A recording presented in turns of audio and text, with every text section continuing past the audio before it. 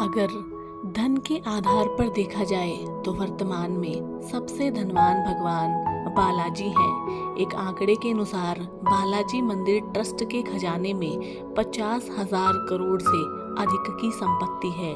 लेकिन इतने धनवान होने पर भी बालाजी सभी देवताओं से गरीब हैं। आप सोच रहे होंगे कि इतना पैसा होने पर भी भगवान गरीब कैसे हो सकते हैं। और दूसरा सवाल यह भी आपके मन में उठ सकता है कि जो सबकी मनोकामना पूरी करते हैं वह खुद कैसे गरीब हो सकते हैं।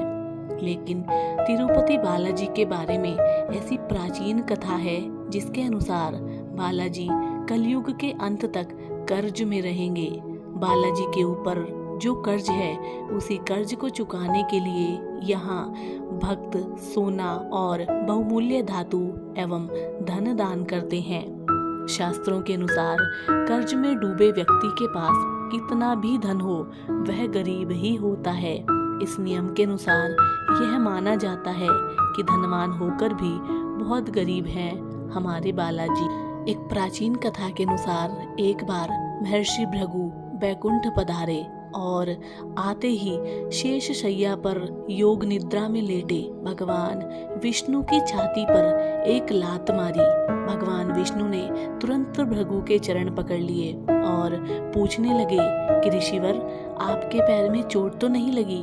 भगवान विष्णु का इतना कहना था कि भृगु ऋषि ने दोनों हाथ जोड़ लिए और कहने लगे, हे प्रभु, आप ही हैं सबसे सहनशील देवता, इसलिए यज्ञ भाग के प्रमुख अधिकारी आप ही हैं। लेकिन देवी लक्ष्मी को भृगु ऋषि का यह व्यवहार पसंद नहीं आया और वह विष्णु जी से नाराज हो गईं। नाराजगी इस बात से थी कि भगवान ने भृगु ऋषि को दंड क्यों नहीं दिया।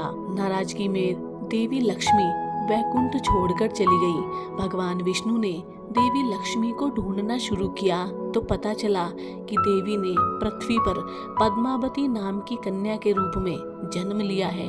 भगवान विष्णु ने भी तब अपना रूप बदला और पहुंच गए पद्मावती के पास।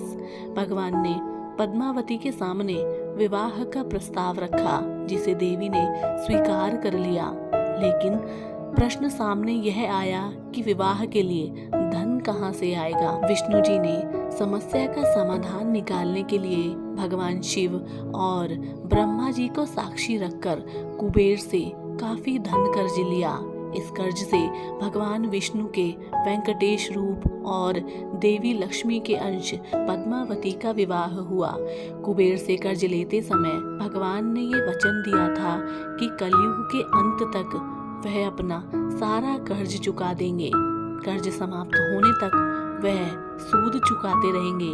भगवान के कर्ज में डूबे होने की इस मान्यता के कारण बड़ी मात्रा में भक्त धन दौलत भेंट करते हैं ताकि भगवान कर्ज मुक्त हो सके। भक्तों से मिले दान की बदौलत आज यह मंदिर करीब 50,000 करोड़ की संपत्ति का मालिक बन चुका है। तो साथियों, तिरुपति बालाजी से जुड़ी ये पौराणिक कथा आपको पसंद आई हो तो आप हमारे चैनल के माध्यम से जुड़ सकते हैं।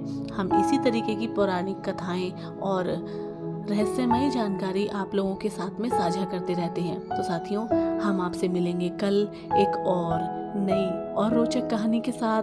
तब तक के लिए नमस्कार, जय हिंद।